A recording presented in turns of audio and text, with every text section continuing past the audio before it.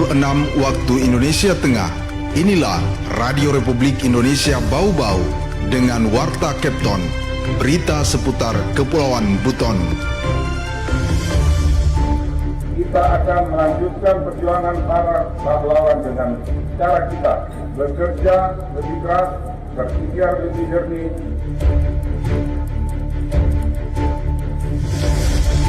Yang lainnya insya Allah semuanya sudah siap, terus beberapa sudah dilakukan uji petik juga oleh bersama KSOP. Saudara, selamat pagi dari Jalan Limbowolio. Kami sampaikan pokok-pokok berita. Memperingati Hari Pahlawan, masyarakat Bau-Bau diminta melanjutkan dan mengisi kemerdekaan dengan bekerja bersama untuk kemajuan dan kesejahteraan. PT SDP Indonesia Ferry Cabang Bau-Bau menyatakan kesiapan penuh menyambut angkutan Nataru. Berikut inilah Warta Kepton hari ini, Selasa tanggal 11 November 2025, bersama saya, Bu Juda.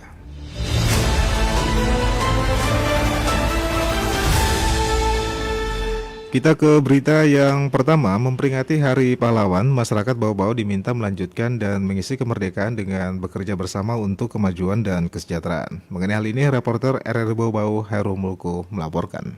Bekerja lebih keras, berpikir lebih jernih, dan melayani lebih tulus.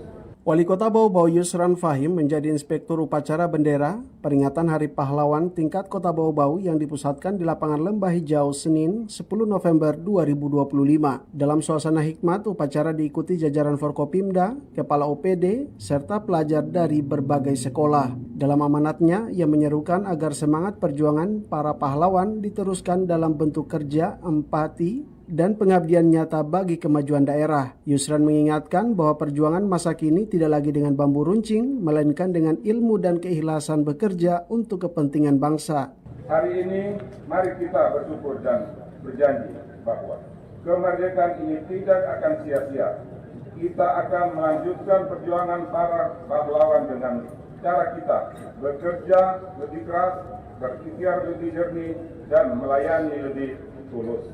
Di tempat yang sama, Wakil Wali Kota Bau-Bau Odeham Sinabolu menambahkan, Hari Pahlawan adalah momentum mengenang para pahlawan bangsa, apalagi dari Sulawesi Tenggara, khususnya Tanah Buton, telah tercatat ada 2 pahlawan nasional, yakni M. Yasin dan Sultan Himayatuddin Muhammad Saidi atau Opu Taiko. Ia juga mengingatkan para generasi saat ini untuk bekerja dengan sebaik mungkin, berkontribusi kepada bangsa dan negara sesuai dengan tugas dan fungsinya masing-masing.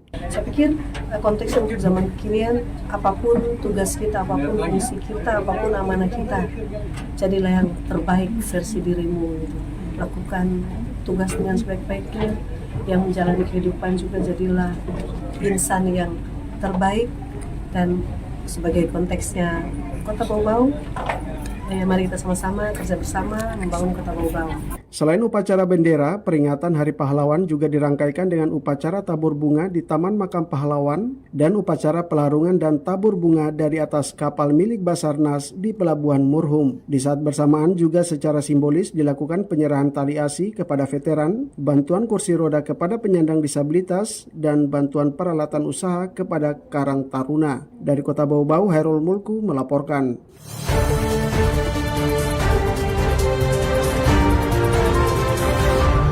Saudara, bertepatan dengan peringatan Hari Pahlawan Nasional 2025, Kota Bau-Bau kembali meraih kebanggaan. Atlet-atlet asal kota ini sukses menorehkan prestasi gemilang dengan membawa pulang deretan medali dari berbagai kejuaraan nasional atau kejurnas yang diselenggarakan sepanjang November 2025.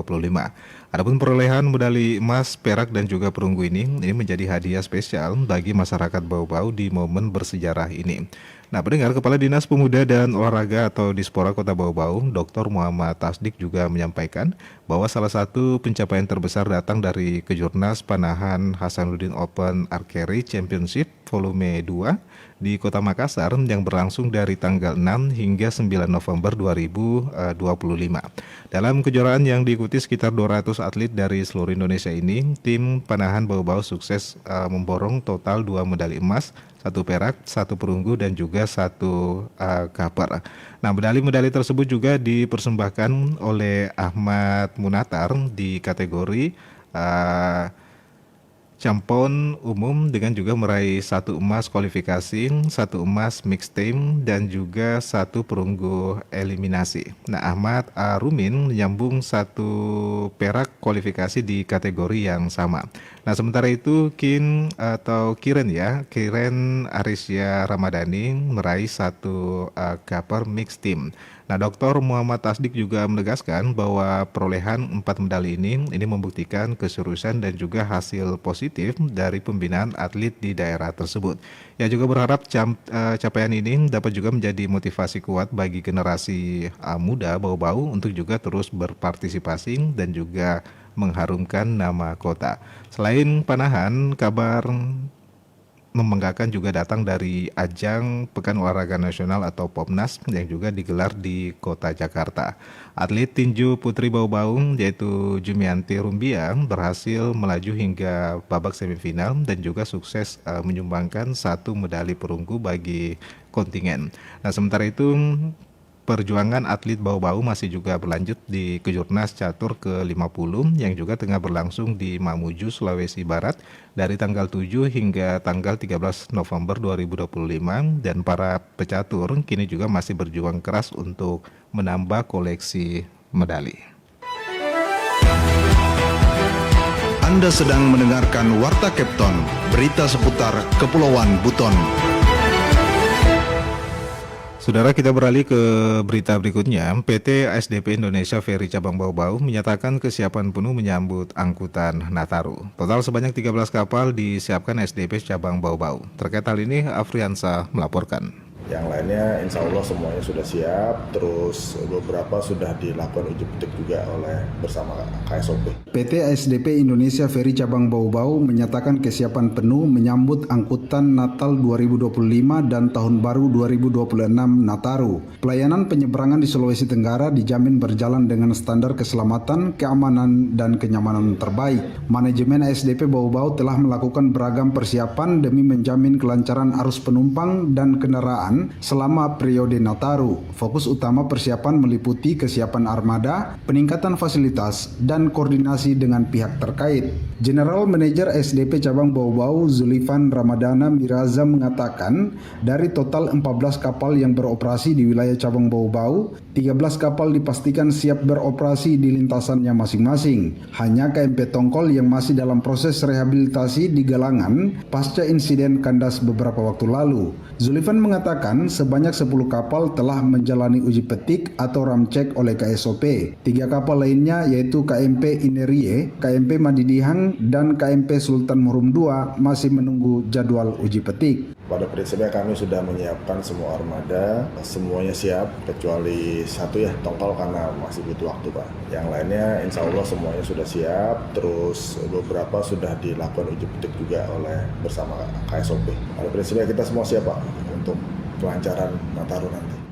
Menghadapi tantangan cuaca di musim hujan, ASDP Bau-Bau memperketat langkah strategis. Ini termasuk kolaborasi intensif dengan BMKG untuk mendapatkan informasi cuaca terkini dan mempercepat pengambilan keputusan operasional. Zulifan mengatakan jadwal keberangkatan akan disesuaikan untuk menghindari penumpukan dan mengantisipasi kondisi cuaca buruk mendadak. ASDP juga mengimbau pengguna jasa untuk aktif memantau informasi cuaca dan mengikuti arahan petugas demi keselamatan. Selain itu, pemeriksaan berkala terhadap fasilitas kapal terus dilakukan, diiringi penegakan protokol kesehatan bagi kru dan pengguna jasa. Koordinasi erat juga dijalin dengan instansi pelabuhan serta aparat keamanan. Sampai Oktober 2025, SDP Bau-Bau telah menyeberangkan lebih dari 474.000 penumpang dan 390.000 kendaraan. Zulifan mengatakan bahwa pihaknya berkomitmen untuk memberikan layanan terbaik dan memastikan seluruh operasional berjalan lancar, aman, dan nyaman. Ia juga menambahkan bahwa masyarakat diimbau untuk memantau informasi terbaru dan tetap memperhatikan protokol kesehatan. Reporter RRI Bau-Bau, Afriansa melaporkan.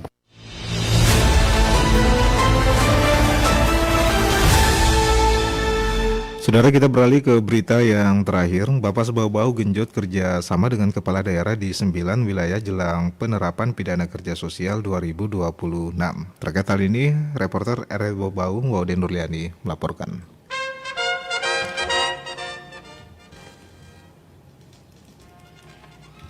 Pemberlakuan Undang-Undang Pidana Kerja Sosial pada 2 Januari 2026 mendatang, Balai Pemasyarakatan Bapas kelas 2 Bau-Bau terus mempercepat langkah kerjasama lintas daerah untuk memastikan kesiapan seluruh wilayah dalam pelaksanaan kebijakan baru tersebut. Hingga awal November 2025, Bapas Bau-Bau telah menjalin kerjasama dengan 6 kepala daerah di wilayah Kepulauan Buton dan Daratan Muna melalui kegiatan audiensi dan sosialisasi. Saat ini tersisa 3 daerah lagi yang menjadi target penyelesaian, yakni Kabupaten Bombana, Wakatobi, dan Buton Utara.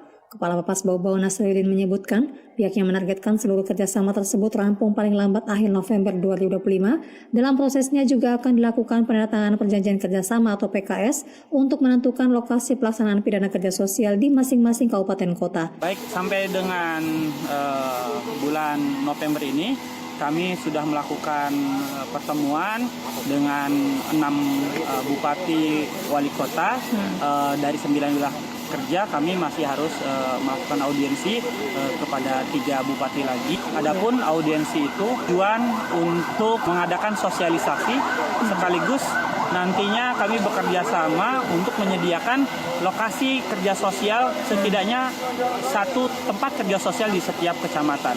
Nasruddin menambahkan, melalui kerjasama lintas daerah tersebut, Bapas Bau-Bau ingin memastikan setiap wilayah kerja telah menyiapkan lokus pelaksanaan pidana kerja sosial seperti ruang publik, sekolah, puskesmas, hingga rumah ibadah. Selain menggencarkan koordinasi eksternal dengan pemerintah daerah, Bapas Bau-Bau juga terus memantapkan kesiapan internal petugasnya, terutama dalam pemahaman terhadap pasal-pasal dan mekanisme pelaksanaan pidana kerja sosial sebagaimana diatur dalam KUHP baru Undang-Undang Nomor 1 Tahun 2023. Sebagai langkah terakhir persiapan, pada Desember 2025 mendatang, Bapas Bau-Bau akan melaksanakan simulasi pelaksanaan pidana kerja sosial dengan menggandeng aparat penegak hukum. Simulasi ini diharapkan menjadi sarana uji coba teknis agar implementasi aturan tersebut dapat berjalan optimal saat diberlakukan di awal tahun depan. Wadi Nurliana.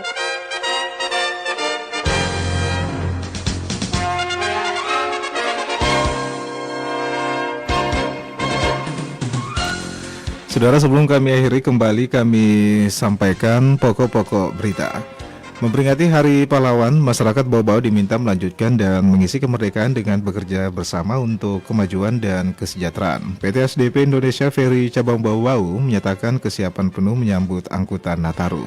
Mendengar demikianlah Warta Capton pagi hari ini. Mewakili kerabat kerja yang bertugas, kami ucapkan terima kasih atas perhatian Anda. Selamat pagi dan selamat beraktivitas.